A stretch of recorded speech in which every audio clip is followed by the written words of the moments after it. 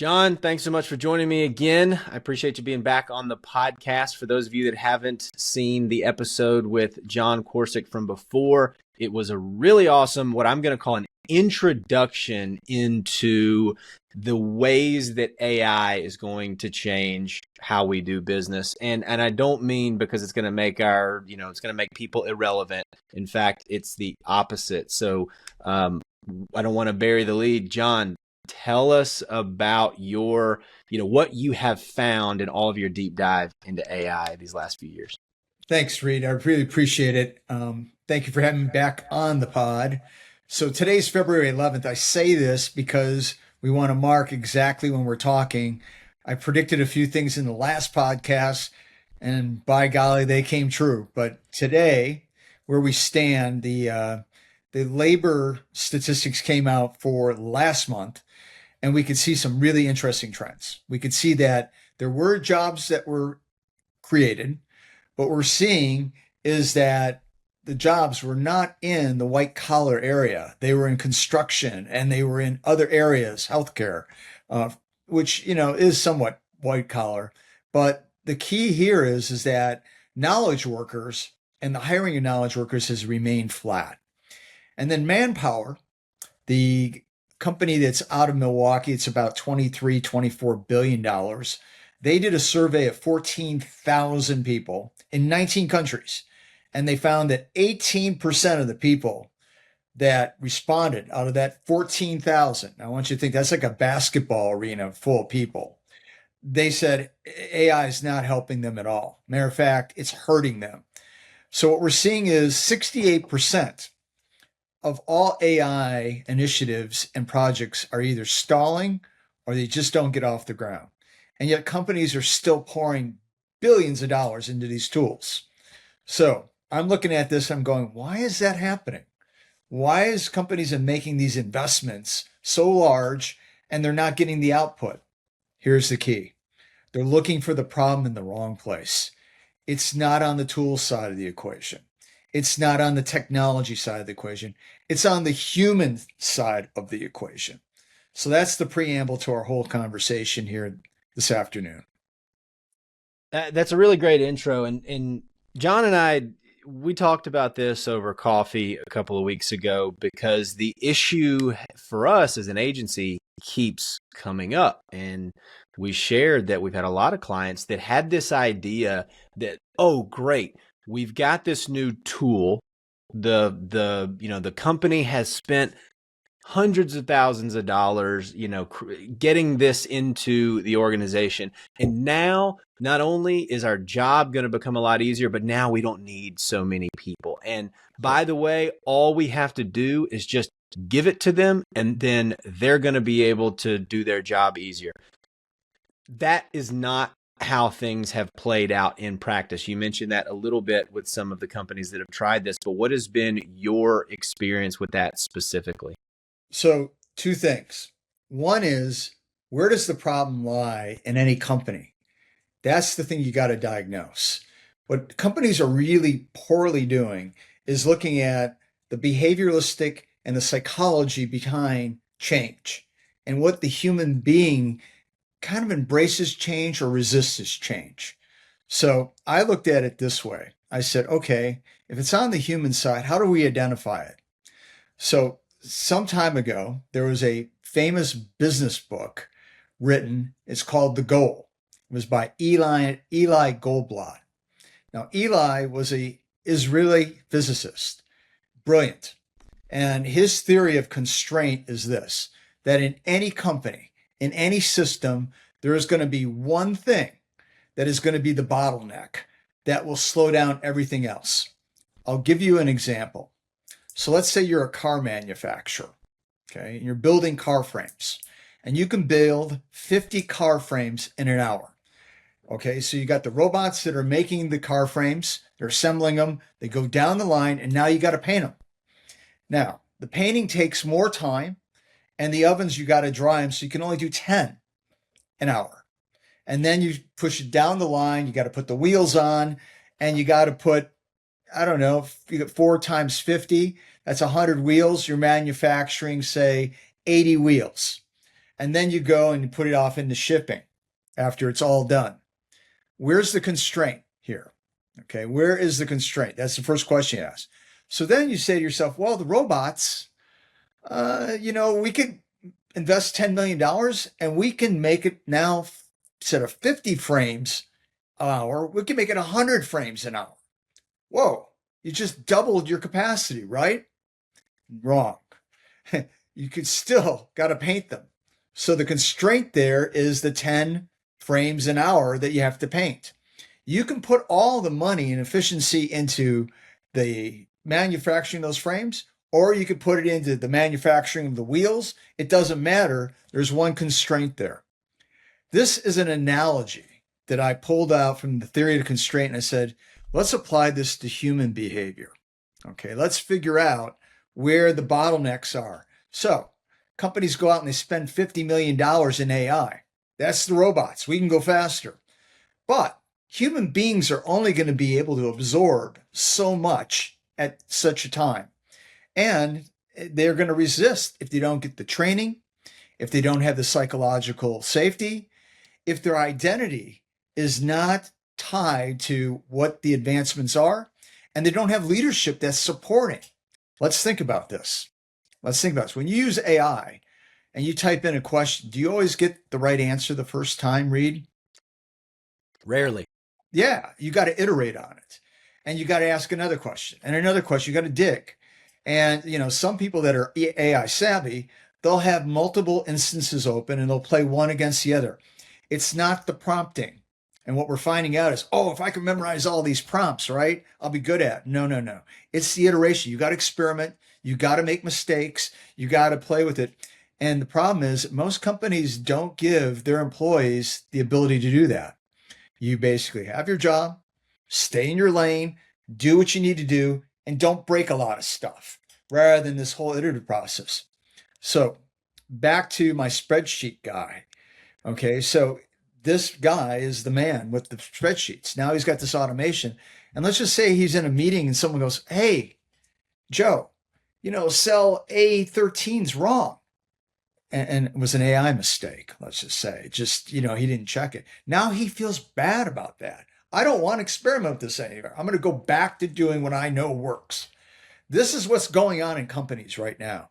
The edict come down from leadership.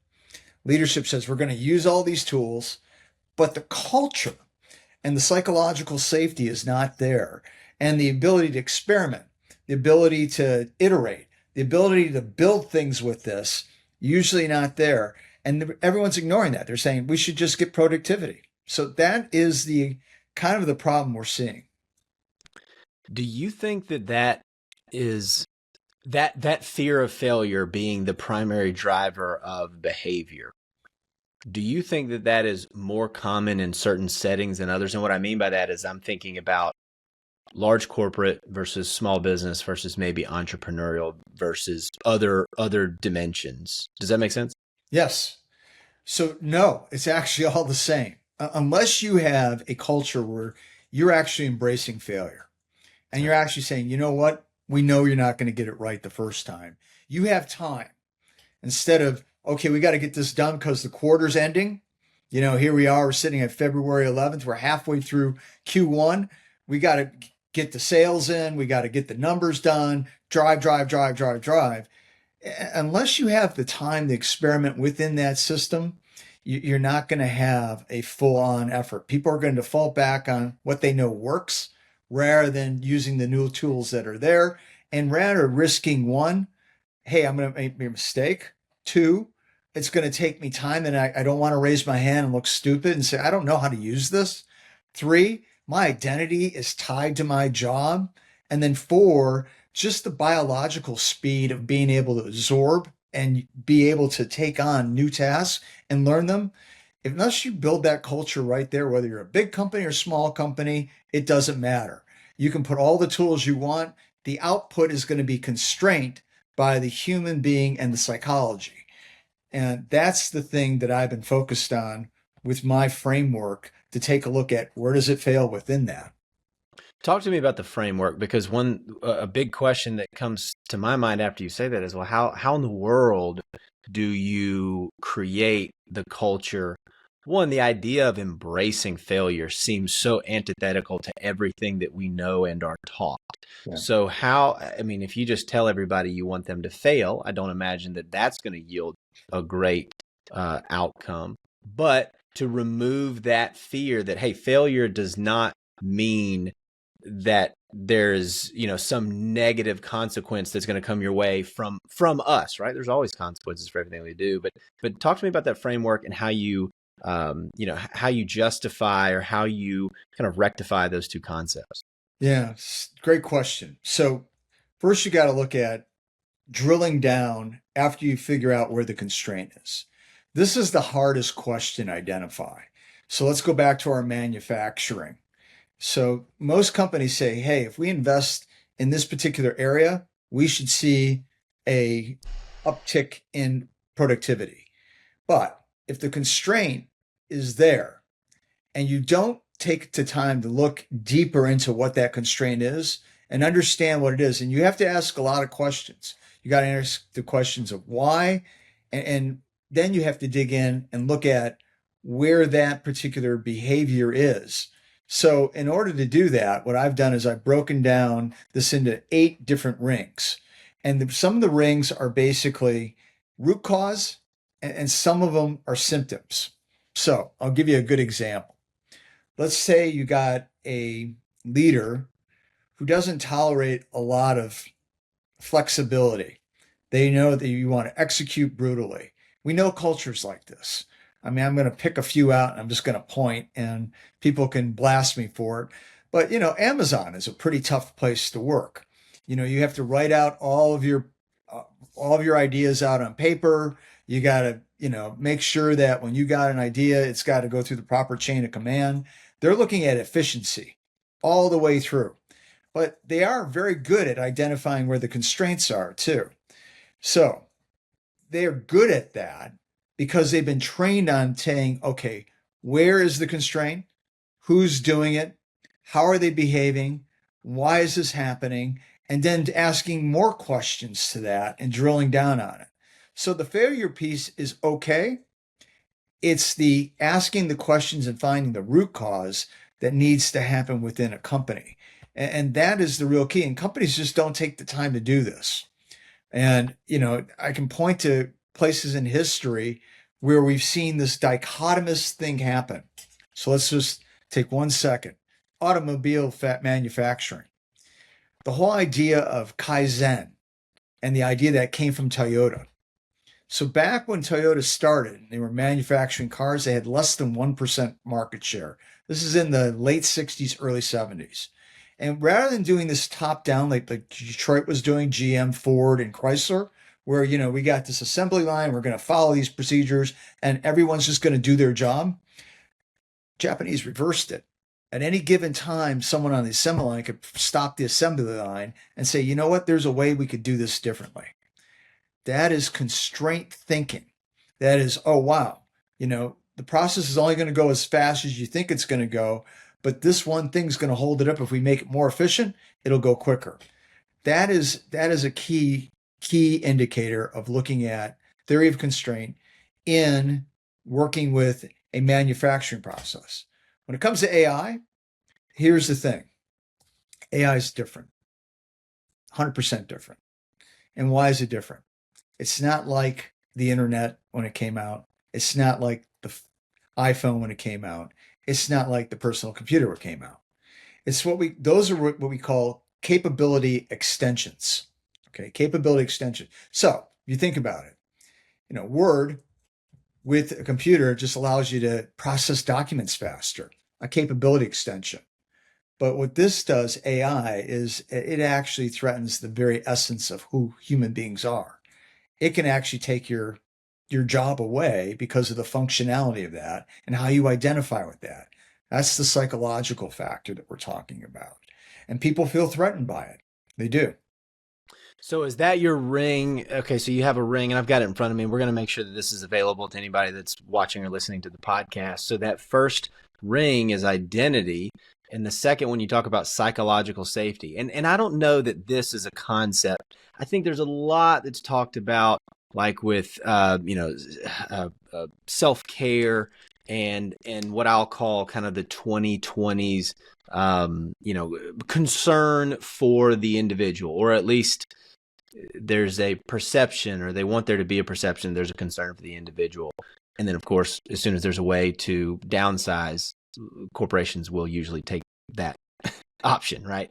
So how do you then, in a situation where this thing could very well take my job, how do you then make sure you've got that circle of yours for psychological safety? Yeah. So these rings actually use a cascading technology. So what I mean by that is one thing will cause another thing, which will cause another thing, but it'll all be tied together back to the root cause. So psychological safety. First of all, do I feel pretty good about using AI? Have I been trained? Can I make mistakes? What happens if I do make a mistake? What happens if I have errors? What happens if, I learn something and someone else doesn't learn anything? Do we share it? Psychological safety is a key driver in human behavior. You don't reveal who you are unless you feel safe in that environment. And let's just face it, Amy Edmondson's work about psychological safety was all about comfort levels and identity. Who are you? And I talk about this quite a bit about, what is your key drivers in a work environment, not a human environment, but they should be the same. I want to do the best work possible. I want to learn, and I want to be the best version of myself. But I still got my job to do. If you don't have that environment where you can do these things, what's going to happen is you're going to default on defending yourself. And that's the key. It's not a touchy-feely thing. It actually does drive output in a company. And think about companies are a collection of individuals coming together to do a joint thing. If I don't believe in what the company's doing, and I don't believe in the tools that you're providing me, and I don't have the capability of doing this, you're not going to feel very good about raising your hand and saying, hey, I just not buying into this. Quite frankly, it is a very big key. This goes back to the ring 8, which is the leadership aspect of it. And leadership signals, actually, it's ring 6. Leadership signals are this. If the leadership is not embracing AI, and they're not using AI, and they're not allowing you to experiment with AI, why would all these tools that they're buying, why would you expect it to work? I'll just challenge, like a CISO that I was talking to a couple of weeks ago. And I said, well, how deep are you with this stuff? Can you debug frameworks within your SOC? And what I meant was they got all these tools that they've bought, 72 of them, okay, from all these different vendors to measure all these threats coming in from the surface area. And he said, no, I got my guys to do that. And I said, well, how's that working? He says, well, it's tough. And I said, why? And he said, well, because we have so many tools and we're looking at these AI tools to help us diagnose where the threats may be coming from. And I said, well, what about you? Are you using them? And he says, well, no, I got my guys there. I said, well, let me just kind of get this straight. You are the general and you're telling guys to go into battle and die for this particular cause, but you don't even understand the war. And he looked at me and he goes, wow, I guess I need to understand even more. I said, yeah, you do. That's leadership. So, many leaders dictate or say this is a great idea, but they don't understand the impact down at the worker level. So let's go back to the Amazon thing. Yeah. Yeah. So my translation of this, if you will, is that there may be a perception that that AI is a nail gun to replace a hammer, right? Which is an overly simplistic way of looking at it, right? It's not just an advancement in a specific area, but something that is a dramatically different way of doing work than what we did before. And so we have this concept of psychological safety, and I am better understanding myself, right? How these various rings kind of work together and they build and they tie back to the beginning. Because I'm even seeing how without that leadership, those leadership signals, I can't feel psychologically safe enough to experiment and to try things and to perhaps fail at those things. And then that actually, I don't have the confidence that even my failure in the attempts to do that will actually bring about an improvement, right? Something that is positive because we've now tested something that we can at least say, well, there's a piece of data that indicates whether or not this is good or bad. So is this a thing that has to be, in your mind, it has to be top down or it won't work, meaning the leadership down or else it's dead in the water? I would say that's a very safe assumption, and it has to be even more. So let me just draw a diagram here. I'm drawing a straight line, and then I'm drawing a curved line. Okay. Simple graph. Mm-hmm. Okay. So the straight line is the condition, the human heart. The human heart hasn't changed in 2,000 years. You don't believe me? Pick up a Bible. This is not a religious conversation, but you just see what the heart is there. It's the same here. You can read history. It hasn't changed because human character is a very evolutionary thing and it moves at the speed of geology. It's just very flat. Okay. This is AI. It's exponential. It's doubling in capacity every 18 months. November 30th, 2022. Remember that date, November 30th, 2022. That is the day that ChatGPT dropped. I remember downloading it. It was one of the first million because I was waiting for it. And I got it and I was going, this is so cool.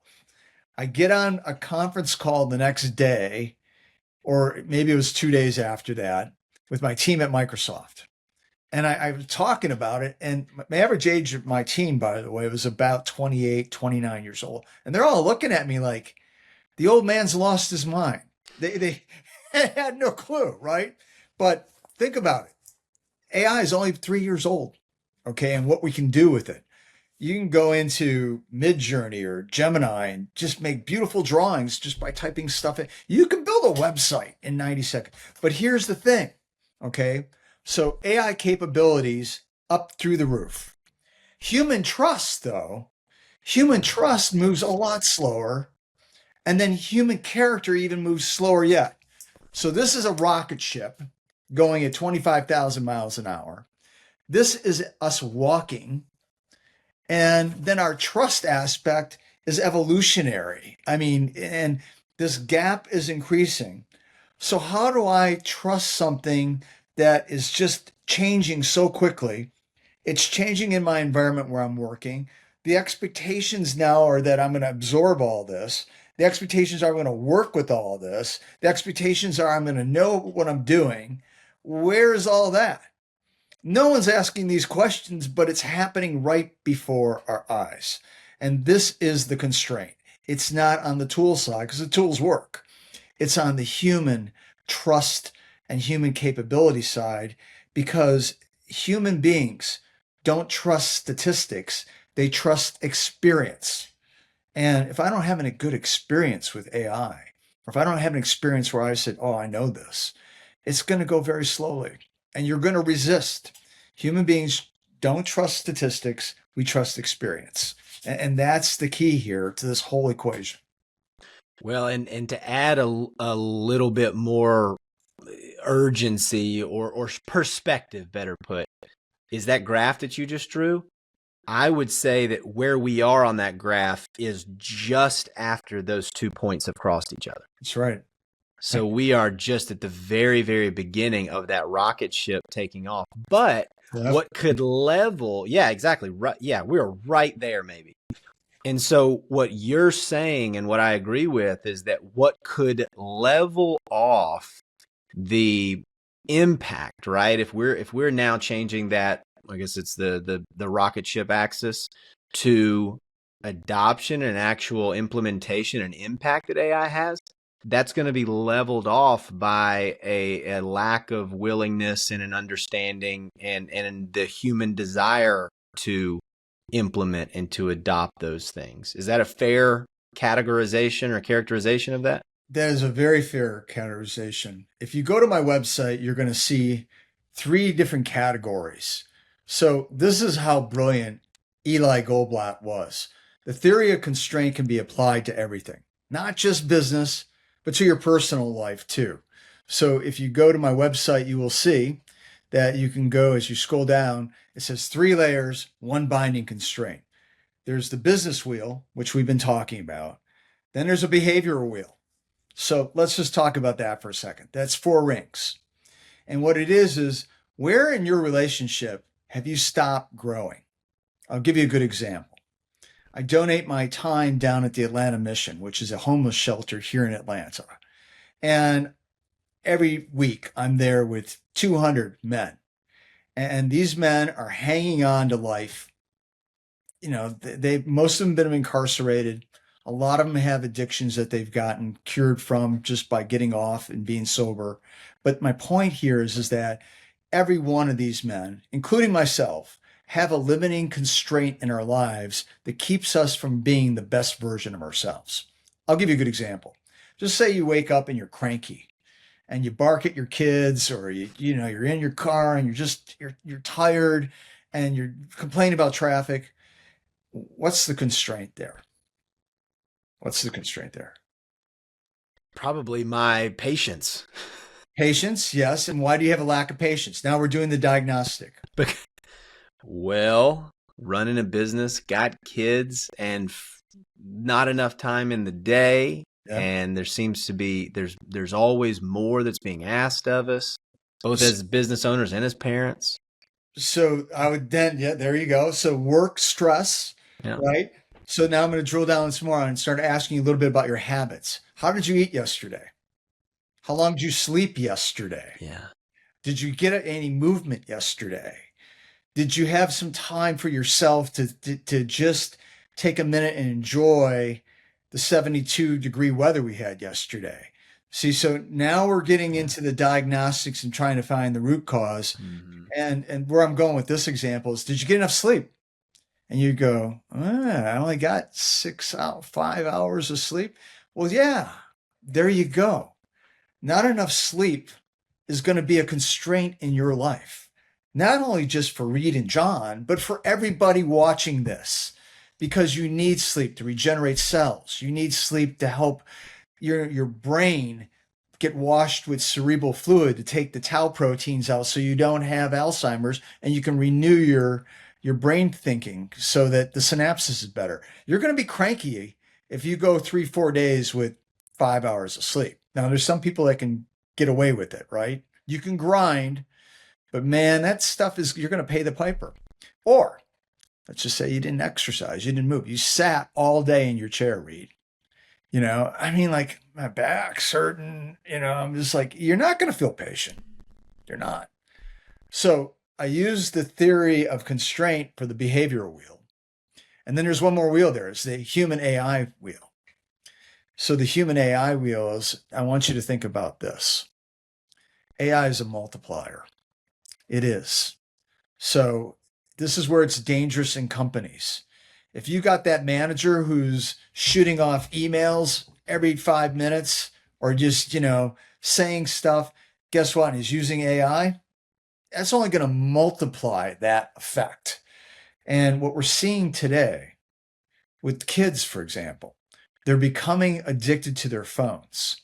And this is because the algorithms have been written so well that it captures not only their attention, but it releases dopamine and it keeps them in this echo chamber, and they become socially isolated.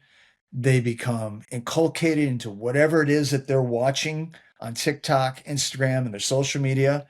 And they just don't raise their head to go and say, hey, there's a world out there. This is accelerating. It's becoming a big problem. It is. And not only that, people are using AI as therapists. AI doesn't have a heart. That's the constrictor here. AI does not have a heart. I'm not talking about the beating heart. I'm talking about the heart of desire. I'm talking about the heart that connects you to something greater than yourself. I'm talking about the heart that has empathy. I'm talking about the heart that has humility. And I'm talking about the heart that has patience. AI does not have a heart. This is the big constrictor for human beings. And guess what? If you put things into AI and you don't have the right heart input, you're going to get the wrong heart output. And we'll talk about Moltbook here in a second, but go ahead.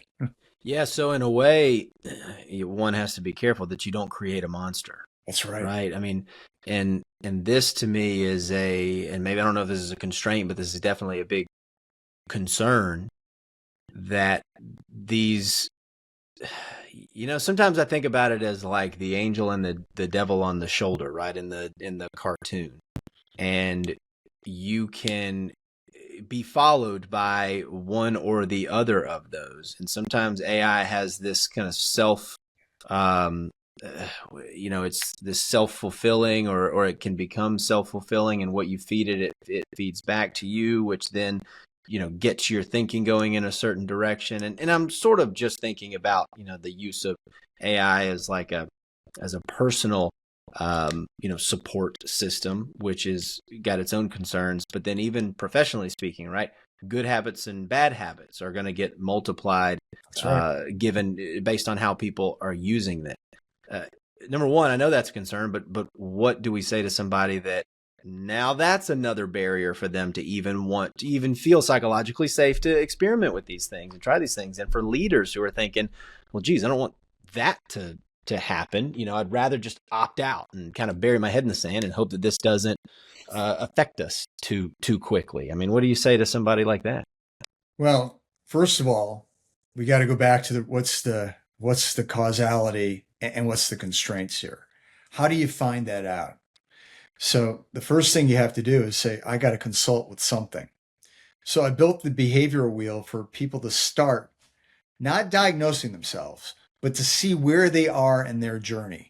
Are you at level one and ring one? That is, you wake up in the morning, you're tired, you're lethargic, you don't want to go do things, you're cranky, or are you at ring three, where you wake up and you're energized and you see life as an opportunity? So that particular process you can actually do. And I'm actually mapping this out with the behavioral wheel. I'm writing a book that will go with this. It is not a self-help book. It's not a neurology book. It's not a spiritual book. It is a combination of many different things to say, where am I today? How am I using AI? How can I improve my life? And give me some ideas of what I can do today, right now, to help improve my trajectory of where I want to go, whether it's with your personal relationships, your business relationships, your psychology, the way you feel, the way you're looking at the world. We need something like this, and we need it to be in a way that's easy to digest, understand where you are, and then it's not subjective, it's objective. And that is where the theory of constraint comes in, because there's always going to be in your life one limiter. Now, you might have a lot of different problems. You might be overweight, you might have anger, you might have addiction, but there's one thing out of all those things that will be the thing you're going to have to put the effort on. How do you find that? That's what this is for. And, quite frankly, I see this accelerating. 2 weeks ago, we had families testify in front of Congress about their children committing suicide and doing it efficiently by going on to ChatGPT and saying, how do I build the most effective noose to hang myself? My goodness. This is going to be a big problem if we don't get our arms around it. The efficacy and the North Star that we need to plug into AI needs to happen now before it gets away from us. So, in your mind, is that going to be through legislation? Is it going to be through some sort of an inter-organizational pact, kind of like I think what Elon had with they had their code of ethics that he was concerned that Sam Altman had broken. I mean, what's your thoughts on that? Oh, great question. So when does government ever really help us? I mean, it puts, well, here's the other thing that you can say. And I know I made a joke there, but legislation always follows behind the science. The science will be out there way before the government ever gets through and starts saying, oh, we need to put brakes on this. And in fact, it's already too late in some respects. We are going to have responsibility on governance from the people who are actually creating and putting this technology out there. Is this self policing? It is not right now. It is a field day. It is a land grab. It is who can make the most money, who can build the most data centers, who can do all of this. Now, part of that is just the corruption of the way human beings are, and that is, he who has the most will rule the world. I hate to break it to people, but that has been going on since the history of mankind. The few dominating over the many. So you have to wake up. You have to start doing some critical thinking. Is this going to happen by itself? No. So what do? You got to take responsibility in your own hands. You do. And if I was a parent, I'm going to watch like a hawk what my children are digesting. Not food, digesting here, because this will program what goes to the heart. And what's in the heart is what's going to come out in emotion and behavior. So that's the first thing.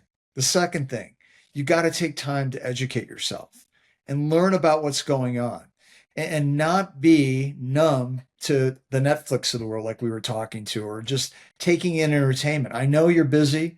I know there's plenty to do, but if you really want to live a good life and be free. So what is being free? It's being able to make these decisions outside of, government, because I don't have any faith in government saying we're going to put the brakes on this. And in fact, the way the government works is that companies lobby the government so they can do what they want to do. And, right now we're seeing this arms race in AI, and quite frankly, it can get away from us. There's danger here. There's no doubt about it. So my best coaching to people are be hyper diligent, ask questions, diagnose what's going on in your life, watch what's going on, and then put in some safety guardrails in your own life so that you don't fall prey to this as many have. Yeah, in a way, and this is going to be an extreme analogy, but it makes me think of the nuclear weapons, right? We in some ways it's terrifying, right? And there's that whole doomsday clock, which I think is one of the worst concepts ever conceived, right? Because what does that do other than just scare people that can't control things at all? But anyway, we've got this force that could destroy everything, right? And could AI destroy everything? I mean, all Terminator jokes aside, I don't know, but there are some scary implications. But on the other hand, we live in the most safe and relatively conflict-free time in human history, perhaps. That's right. Largely because of nuclear-powered military and the threat of mutually assured destruction and all those kinds of things. And also, nuclear power is the cleanest and most useful form of energy production that we know of. Yep. So there's all of these tremendous benefits that I think sometimes maybe get overshadowed by, the potential downsides of them. And I think you could also prove your point that I'm not sure that government intervention in the use, especially in the energy side of things, has really been to the, to help. It has not helped nuclear power improve the world as much as it could have. So there's going to be, I think, some intervention from a governmental standpoint. And I don't know what that's going to look like, because who can know what the whims of Congress or governing bodies are ultimately going to decide. But I do think that this, in a very different way from nuclear power, is in the hands of the individual. Sure. And so we are almost going to have to treat it in our own lives like nuclear power, and that this is something that could be very, very damaging, but could improve our lives tremendously. And so making our own decisions, as free men and women, to make those kinds of decisions about how it's used and for what purposes it's used within our lives and in our businesses. You and I being entrepreneurs, we know, that we can control how it's used, and we want to leverage it the best we can. Yep. That being said, John, I'm actually super curious. How are you using AI in your life and in your business? Yeah, great question. I always want to come back on what you just said before I get to that question. It's paradoxical. Yeah. Paradox. It is a paradox. Charles Dickens would say we are in the best of times and the worst of times. But metaphorically, we have the greatest power right here, and then we have the thing that could very much destroy us. And if you look at Oppenheimer, he wasn't sure when he dropped the bomb if it was going to stop. There was a small Yeah. percent of doubt there. So we are at this crossroad again. History doesn't repeat itself, but it surely does rhyme. Right. And that's one of the keys. The problem is that, we are not in control of that. And that's what I always come back to when I coach people. I say, control what you can control. Okay. So how do I use AI? Well, first of all, there's levels of AI usage. If you're using AI as a Google search on steroids, you're only using a small capability. Now, that's not a bad thing, by the way. So if you want to go to Milano for the Olympics that are going on right now, and you say, where should I stay? I have a range of money that I want to spend. I don't want to take a lot of transfer, get on buses and stuff. Give me a spot. It'll come back and give you that. That's pretty simple. The real key in this economy today, and for your job safety today, and for your job future tomorrow, is to learn how to build stuff. We are now living in what I call the creator economy. We can do things now that we could not do 5 years ago. So if you go out and look at my website, I built that website in less than 2 days. I debugged it. I used Lovable. I used Claude 4.6 Sonnet. I used Chat GPT to help me with the inputs. I had all the design I said, this is what I want. I want content and cool. That was what I wanted, so that there's visuals there. You can do that too. You can, and you can build things. So if you have an idea and you have an idea for a business, I would go in and I would start working on this. First, I would do this.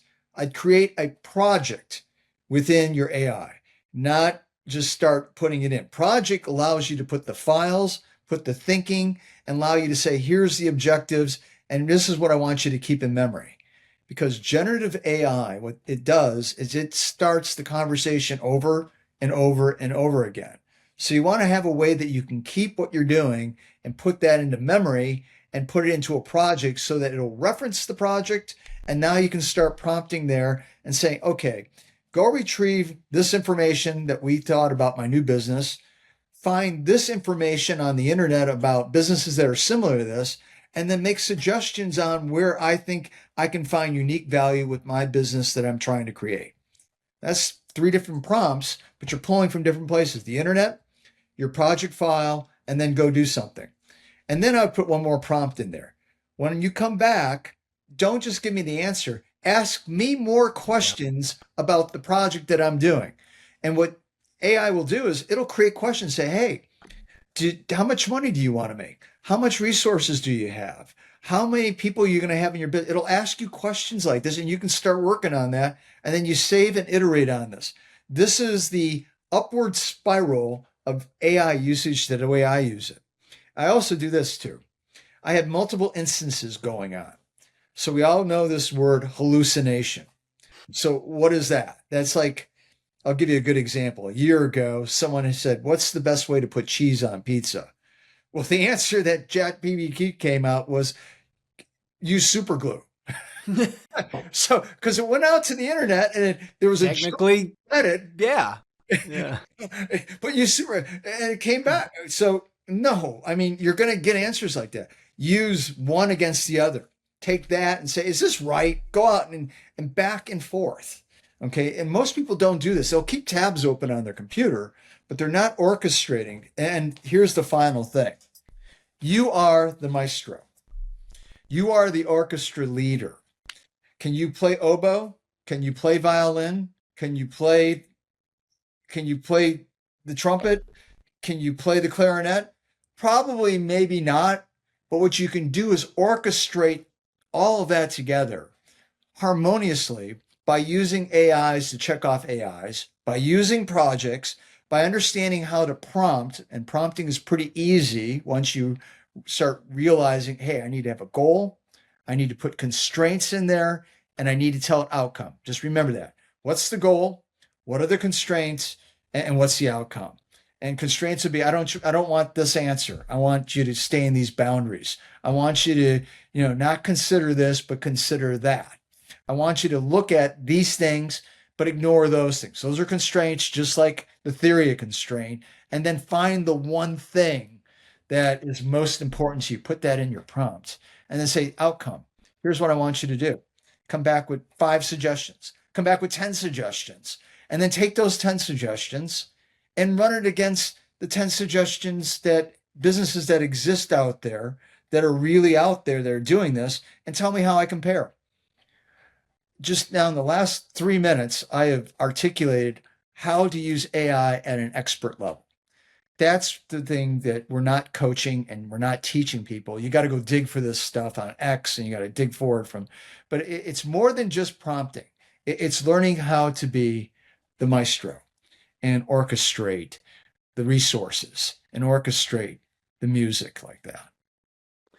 John, that's phenomenal. In our business, and I stole this from a friend of mine, so I'm going to give him credit to Scott. If you're watching this, we were talking about it in an agency environment, and the way he described it was that everybody is now their own creative director.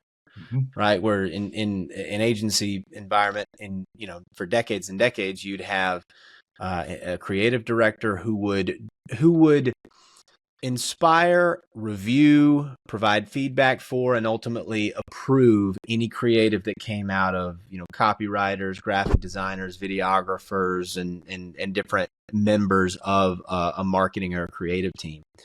Well, now just about all of those can be done by the individual, right? And so now, instead of doing any one of those things, any specific areas, now everyone's a creative director. And so I think I like that term of, you're now the maestro. You don't have to have the ability to do all these individual skill sets, but you do now have the responsibility and the ability to direct those things and have them done in the most effective way and in a way that makes the most sense for you in your unique situation. So yep. I think that's really fantastic. John, before we go, Kwarsick Consulting, your consulting practice, who are you working with? And if somebody's thinking that all of this made a lot of sense to them, but they need some help making this happen in their organization, who should be paying attention and who should be reaching out to you? That's a great question. I just got a new opportunity with a company that is 40 million ARR. And the CEO is incredibly visionary. He's got 150 employees and they want to go faster and they want to use AI. They found out about my wheel and now they're like, holy smokes, we know Eli Goblat's theory of constraints. How do we apply this in our environment? So what I will be doing with them is coming in and running the diagnostic and understanding. And it's pretty simple. It's 25 questions. And what I give them is a detailed 8-page report and say, here's your biggest constraints. It's usually one, but then there's others too. And here's what we can do to focus prescriptively on making that not a constraint anymore. That's what I do. That's the magic. So I can scale that up to very large organizations because the theory is so sound. It applies if you're Coca-Cola or Home Depot, or if it applies to this startup that's a Series C and, they got traction and they're moving. Even smaller companies. The theory works and it'll find where this constraint is. And then we start digging and asking more questions. And then we come up with a prescriptive, here's how we remove this constraint. So back to the old analogy of the paint shop, you need a new paint shop. You do. So that now you got 50 coming in, 50 frames, you can paint 50 frames. And boom, you just now increased your productivity by fixing that one constraint by 400%. So that's what my whole premise is. And then one more thing, on the behavioral side of it. So I got two things that are forthcoming, and I'll tip the cards here. I have my book, which I'm writing. I got 18 chapters out of the 25 that are written. So I am going to have it done by March. That will be the behavior wheel about the neurology, the psychology, the heart piece, and then the North Star, which would be, philosophy that has been timeless about how we should be interacting as human beings. That's coming. I have the app built. So the app is 27 questions. You take it. Where are you in this journey? And recommendations, those are forthcoming. And then finally, I got another thing that's coming next year, which hopefully will be based on what I've learned both from businesses, human beings, and then also behavior. So those are all that. Think of the wheel as an ecosystem of four different things, but it all comes down to human behavior. It's the intersection of psychology and sociology working in business and working in your life. That's phenomenal. That's fascinating. And folks, if you are watching this on YouTube, or if you're listening to this, look in the show notes, look in the description, and you'll have a link to John's website where all of this, I imagine, will become available as soon as it's ready. John, this has been such an enlightening and inspiring, and it served as a warning, I hope, for a lot of people on, frankly, getting off the sidelines and getting into the game and taking charge and being willing to be the maestro of your life. I appreciate you being a part of this, and I hope we'll have a third iteration of the Reade and John AI podcast. Appreciate it. Thank you for your time. And thank you if you're viewing. Thank you. Always be learning.